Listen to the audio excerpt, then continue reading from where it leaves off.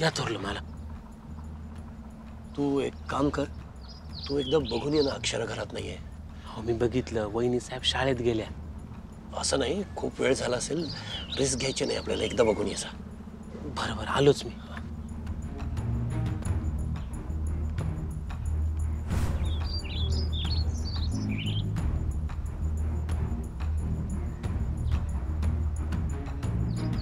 काका. अरे ये ना ये. ये. वहिनी साहेब नाही आहेत ना? नाही ये ना, बस ना. नाही नाही नको. अरे नको कसं, हा सकाळपासून 2 वेळा आलायस, काही काम होतं का तिच्याकडे? त्या कुठं गेल्यात? अरे शाळेत गेली अक्षरा. हो का? मी त्यांना जाऊन तिकडच भेटतो. अरे तू बस तर पहिला. नाही नाही काका नको, मी येतो. ऐक ना ये. अहो नको, मी त्यांना शाळेत भेटतो, खूप काम आहे मला. नाही नाही सोडा मग, जाऊ दे. मी बघितलं, नाही येत त्या. मी पटकन जाऊन येतो, तू इथंच थांब आणि रिक्षा थांबवून ठेव. तर थोडक्यात या धड्यामध्ये काय काय घडलं? दीपकच्या बाबांनी त्यांच्या ऑफिसमध्ये सगळ्या कामांसाठी यंत्रांची नेमणूक केली आणि यामुळे दीपक घाबरलाय. दीपकला स्वप्नात असं दिसलं की सगळ्या यंत्रांनी बंड पुकारलंय आणि त्याच्या बाबांचं पण यंत्र झालंय. हे जेव्हा दीपकनं त्याच्या बाबांना सांगितलं तेव्हा त्याच्या बाबांनाही शहाणपण आलं. बाबांनी सगळ्या यंत्रांना काढून टाकलं आणि त्या जागी कामासाठी माणसांची नेमणूक केली. बरोबर ना? तर आता ह्या गोष्टीतून आपण काय बोध घेतला सांगा बरं? कोण सांगेल? हा विनय, तू सांग. जो दुसऱ्यावर विसंबला त्याचा कार्यभाग बुडाला. अगदी बरोबर. म्हणजे ह्याचाच अर्थ असा होतो की माणूस दुसऱ्यावर विसंबला की त्याचा कार्यभाग बुडतो. बरोबर? बरोबर ना? कोण देऊ शकेल या प्रश्नाचं उत्तर? अधिपती सूर्यवंशी सांगा बघू, यंत्रात आणि माणसात सगळ्यात मोठा फरक कोणता? कोण होता? अगं तो रव्या का पाव्या अधिपतींचा मित्र. अगं बाई हो, काय काय म्हणाला? काय काम होतं? काय मला नाही माहिती, काय सांगितलं नाही का त्यांनी? अधिपतींचा मित्र? अहो मी काय म्हणते, अक्षराला भेटायचं म्हणत होता का? म्हणजे अधिपतींचा काही निरोप वगैरे होता का अक्षरासाठी? तू आत्तापासून पत्त्यांचे बंगले बांधायला सुरुवात करू नकोस. अहो नाही. अरे नमस्कार. येऊ? या ना या ना. अहो या ना. हो असं काय विचारताय? बसा ना बसा. बसा. थँक्यू. जरा घर लहान आहे आमचं. हा अहो ताई, असं का म्हणताय? घर घर असतं ना, त्यात लहान मोठं काय? अक्षरा कशी? सॉरी, मी हा प्रश्न विचारायला नको होता. इतकं सगळं झाल्यानंतर अक्षरा कशी असेल, तुम्ही कसे असाल याची कल्पना करू शकतो मी. हे जे काही घडलं ते चांगलं झालेलं नाही हे मला माहिती आहे. बघा ना, सगळे म्हणत होते दृष्ट लागण्यासारखं स्थळ मिळालंय आणि खरंच दृष्ट लागली त्या दोघांना. आम्हाला काही सुचतच नव्हतं काय करावं ते, पण बरं वाटलं तुम्ही आल्यानंतर. हो ना. मी एक काम करू का? मी शाळेत फोन करून अक्षराला बोलवून घेते. नाही म्हणजे तुम्ही घ्यायला आला असाल ना. ताई, मी अक्षराला न्यायला नाही आलोय. मी ॲक्च्युली तुम्हाला विनंती करायला आलोय की अक्षराला पाठवून द्या तुम्ही. अहो विनंती काय करताय? आम्ही थोडीच तिला तिकडून इकडे आणलंय. हो ना. नाही, मला तसं नाही म्हणायचंय, पण काय झालंय, कशामुळे झालंय हे सगळं तुम्हाला माहितीच आहे. मी नव्यानं सांगावं असं काही नाही. ते झालंच, पण नाही म्हणजे अधिपतींनी असं नव्हतं करायला. ताई, अधिपतीची या सगळ्यात काही चूक नाही. अधिपतीचं अक्षरावर जीवापाड प्रेम आहे आणि तरी सुद्धा त्याला तिच्या हाताला धरून घराबाहेर काढावं लागलं. हे करताना त्याला काय वाटलं असेल, त्याला कसं फील झालं असेल याची कल्पना मी करू शकतो. त्याला फक्त भुवनेश्वरीच्या हट्टापायी हे करावं लागलंय.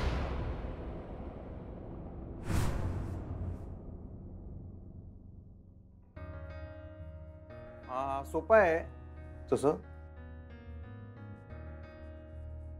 यंत्र माणूस हाडामासाचं बनलेला असतोय, यंत्र लोखंडाचं धातूचं बनलेलं असते, वायरी बिरी असतात त्याच्यात. बरोबर. आणखी आणखी काय फरक आहे? आणखी माणसाला मन असतं, यंत्राला काय मन बिन नसते. बरोबर. पण सगळ्यात मोठा फरक तुम्ही विसरताय. काय अजून काय विसरालोय मी? काय नाही झालंच तर माणूस यंत्राला चालवतोय, यंत्र काय माणसाला चालवत नाही. बरोबर, पण पूर्णपणे बरोबर नाही.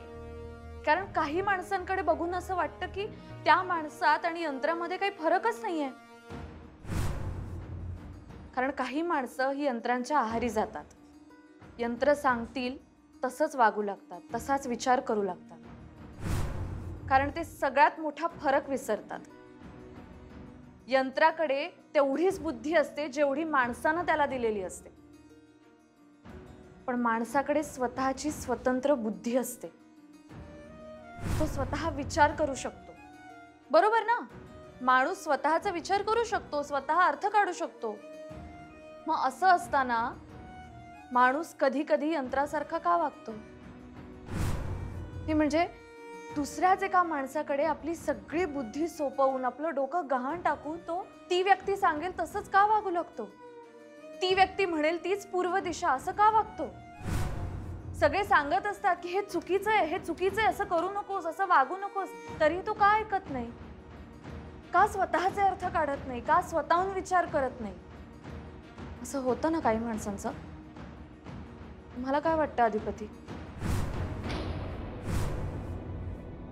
आणि म्हणून दादा मी तुम्हाला विनंती करायला आलोय, तुम्ही दोघे आमच्या घरी या आणि याबाबत भुवनेश्वरीशी स्पष्टपणे बोला. म्हणजे तुम्ही वाटल्यास भुवनेश्वरीला जाब विचारा किंवा तिला विनंती करा, तिला अक्षराला परत घरी आणण्याची गळ घाला. एवढं कराल? अहो पण हे आम्हाला जमणं अवघड आहे हो. दादा मला कळतंय तुम्ही आमच्या घरी येऊन तिला विनंती वगैरे करणं हे तुमच्या स्वाभिमानाच्या आड येईल, पण नाही नाही नाही नाही नाही, तुमचा काहीतरी गैरसमज होतोय. स्वाभिमानाचा प्रश्नच येत नाही. अहो ते म्हणजे आम्हाला काहीच वाटणार नाही त्यांचे हात जोडून माफी मागायला आणि विनंती करायला. पण काय ना, अक्षराला नाही आवडणार आहोत ते. नाही म्हणजे खरं तर तुम्हाला सांगायची वेळच नाही यायला हवी. म्हणजे आम्ही येणारच होतो, आम्ही विनंती करायला येणारच होतो. पण आम्ही जेव्हा अक्षराला विचारलं ना, तेव्हा ती म्हणाली की तुम्ही जर हात जोडायला तिकडे गेलात ना तर मी हे घर सुद्धा सोडून जाईन. मग तुम्हीच सांगा आता आम्ही काय करायला हवंय? हां, अक्षरा अतिशय स्वाभिमानी आहे. ती जर असं म्हणाली आहे तर ती करून दाखवेल. पण मी काय म्हणतो, हे सगळं अक्षराला सांगायची गरज काय? तिला न सांगता मी असं म्हणतोय की हे सगळं तुम्ही जे कराल ते कुणासाठी कराल? मुलांच्या भल्यासाठी कराल ना. मग एखादी गोष्ट भल्यासाठी करायला हरकत काय? आणि असंही मी जे इथं आलोय हे कुणालाही माहिती नाहीये. असंच तुम्ही जेव्हा येणार असाल तेव्हा ते कुणाला कळणार नाही याची व्यवस्था आपल्याला करता येईल. अहो पण अक्षरा तिकडे राहायला आली की तिला समजेलच ना. दादा ते तेव्हा कळेल ना, आणि ज्या वेळेला ते तिला कळेल तेव्हा त्याची सगळी जबाबदारी मी घेईन. आत्ता अक्षराचा स्वाभिमान दुखावलाय. आत्ता आपण तिच्या मनाविरुद्ध काही केलं तर तो आणखी दुखावला जाईल. म्हणून मी म्हणत होतो की तुम्हाला खरं सांगू का, आमच्या डोक्यात पहिल्यांदा हाच विचार आला होता, पण अक्षरा म्हणाली आणि आम्ही तो विचार काढून टाकला. आणि दुसरं म्हणजे तुमचे चिरंजीव येतात इथे. अधिपती इथे येतो तुमच्या घरी? हो नाही नाही, म्हणजे घरात कसले येत आहेत ते? ते बाहेर उभे असतात. म्हणजे इराणी बघितलंय, इराणी अक्षरांनी बरेचदा बघितलंय त्यांना. पण असंही त्याचा आता काही उपयोग नाही होणार. त्याचा काही उपयोग होणार नाही म्हणजे? अधिपती अक्षराला परत घरी आणू शकत नाही. भुवनेश्वरीच्या शब्दाबाहेर तो जाणार नाही. अक्षरा घरी परत तेव्हाच येईल जेव्हा तिनं भुवनेश्वरीवरती केलेले आरोप ती सिद्ध करेल, आणि जे कदाचित तिला कधीच जमणार नाही. म्हणजे ती कधीच घरी परत जाणार नाही असं म्हणायचंय का तुम्हाला? ताई, कटू असलं तरी हेच सत्य आहे. मला तरी आता यातून एकच मार्ग दिसतोय.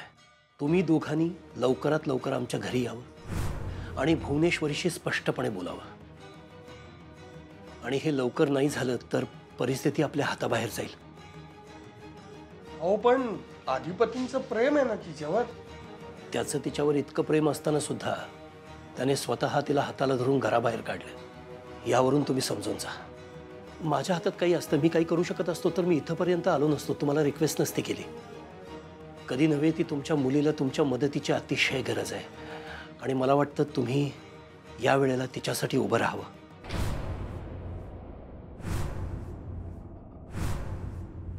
पण त्याला काहीतरी अनुभव असतोय ना, ज्या माणसाचा तो ऐकणार आहे त्याचा त्याच्यावर काहीतरी विश्वास असतोय, म्हणताना तो त्याचं सगळं ऐकतोय ना. बरोबर आहे. विश्वास ठेवणं हे माणसाचं एक वैशिष्ट्य आहेच. पण जर डोळे उघडे ठेवून विश्वास ठेवला तर तो माणसाचा गुण ठरतो आणि डोळे झाकून विश्वास ठेवणं हा त्याचा दोष आहे अधिपती.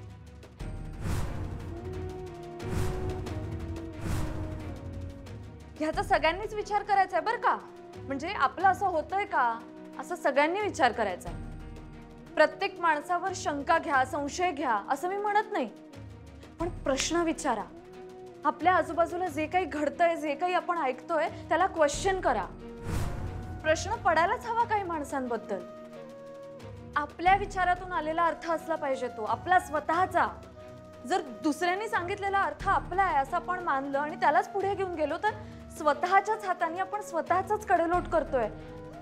असं नाही वाटत का तुम्हाला? सांगा ना अधिपती, ह्या अर्थाने माणूस जर यंत्रासारखाच वागू लागला, तो सांगेल तसंच करू लागला तर माणसाचं यंत्रच होईल. सांगा तुम्हाला काय वाटतंय? म्हणजे तुम्ही म्हणताय ते पटतंय आम्हाला, पण भुवनेश्वरी मॅडम आमचं ऐकतील का? म्हणजे आमच्या बोलण्याचा त्यांच्यावर काही परिणाम होईल का?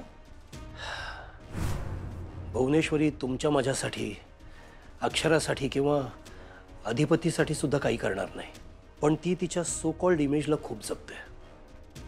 तुम्ही जर आमच्या घरी आलात, याबाबत स्पष्टपणे तिच्याशी बोललात तर ते चार चौघांना कळेल आणि मग लोकलाजे खातर का असेना पण तिला तुमच्या बोलण्याचा विचार करावा लागेल. आता तुम्ही तिच्याशी कशा पद्धतीनं बोलताय यावर सगळं अवलंबून आहे. पण खरं तर आमच्या मुलीची काहीच चूक नाहीये आणि असली तरी एवढी मोठी नाहीये की तिला घराबाहेर काढावं. हो ना. आणि हे असलं चॅलेंज घरच्या माणसांना कोणी देतं का, की हे असं झालं तर मी घराबाहेर जाईन, नाहीतर तू घराबाहेर जाशील? असं होतं का कधी?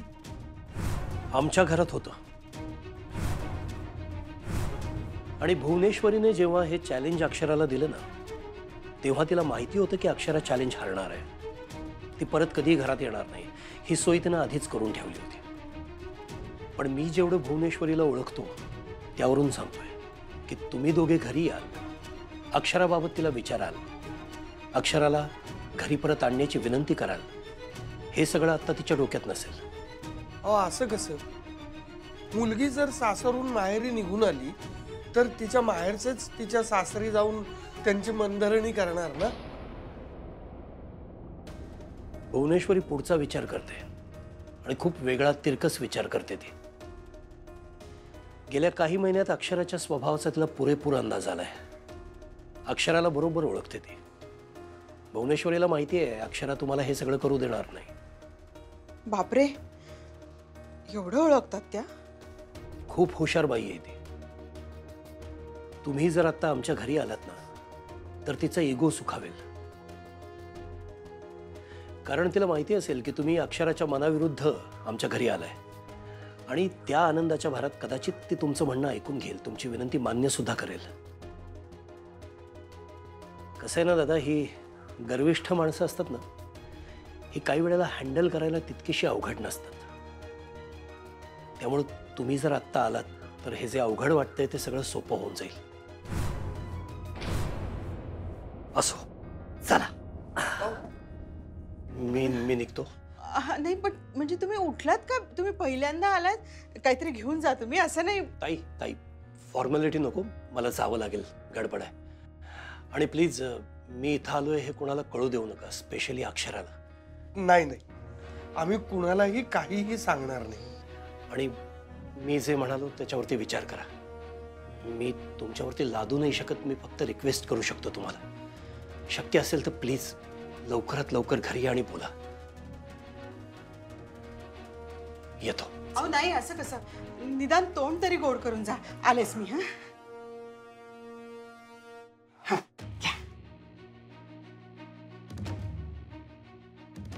चला येतो.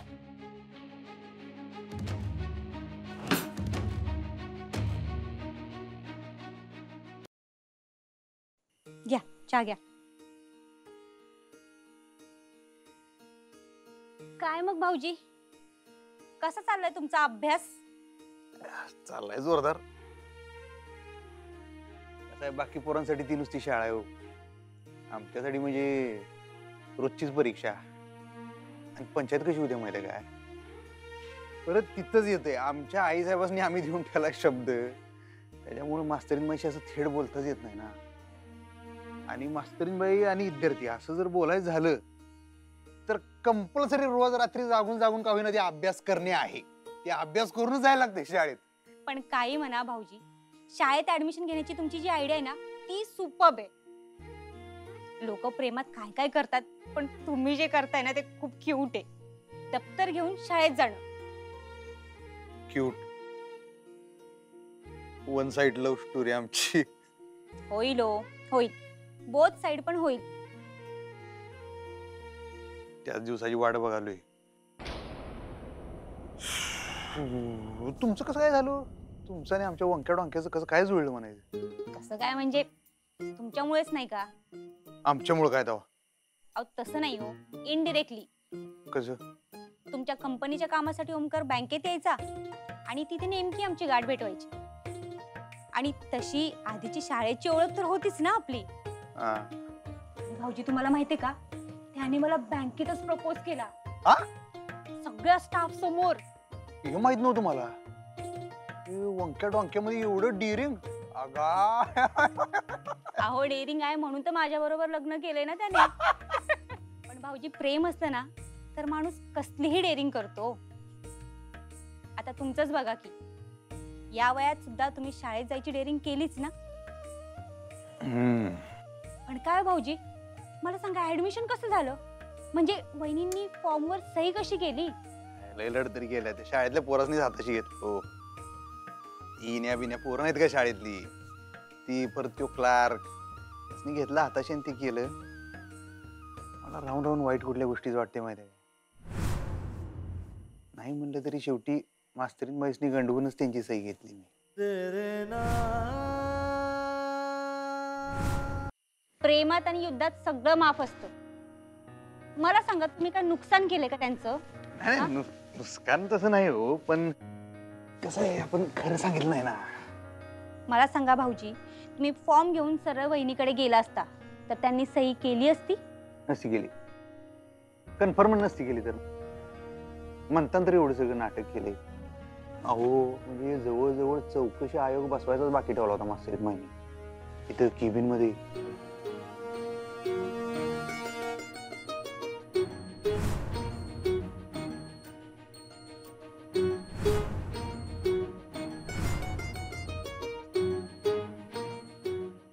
आणि सगळं निस्तरलं म्हणून नशीब. लय मॅटर हार्ड झाला असता आज. खरंच मजा येते मला. लय भारी वाटते माहिती का. सकाळी शाळेची वेळ झाली, घड्याळाचा काटा असा सरकला नाही की इकडे धाग धाग धाग धाग चालू होते. आमच्या आई साहेबांचा एवढा धाक असता तरी बी माझं एवढं धाकधाक होते. म्हणजे बघा की ती 10वीची पोरं ती बोर्डाची परीक्षा देतात नाही फायनलची, त्यासनी कसं होत असेल टेन्शन ना, असं पाक डोसकं फुटाला.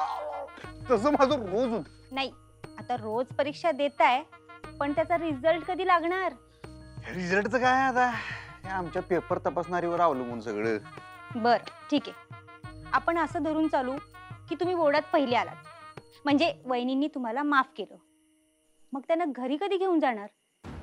भाऊजी अहो, लग्न झालंय तुमचं, संसार आहे तुमचा. तो काय असा शाळेत सुरू ठेवणार आहे तुम्ही? अहो घरला काय आम्ही आज घेऊन जाऊ, पण आमचं झालंय कसं माहित आहे काय, सहन बी होत नाही आणि बोलता बी येत नाही. आईसाहेबांनी शब्द देऊन ठेवलाय, मास्तरीन बाई त्या घरात नाहीत. तुम्हाला खरं सांगतो, ते घर खायला उठतंय माहिती, मला आता घरी जाऊ वाटत नाही. त्या घराची सगळी रयाच गेल्या, घरपणच गेल्या आमच्या घरात. घरात गेलंय वाट लागते अहो. ती कसं होते माहिती काय, आत्मा असतो की नाही, आत्मा, ती आत्मा समजा बसदिशी शरीरच सोडून गेलं तर कसं होईल?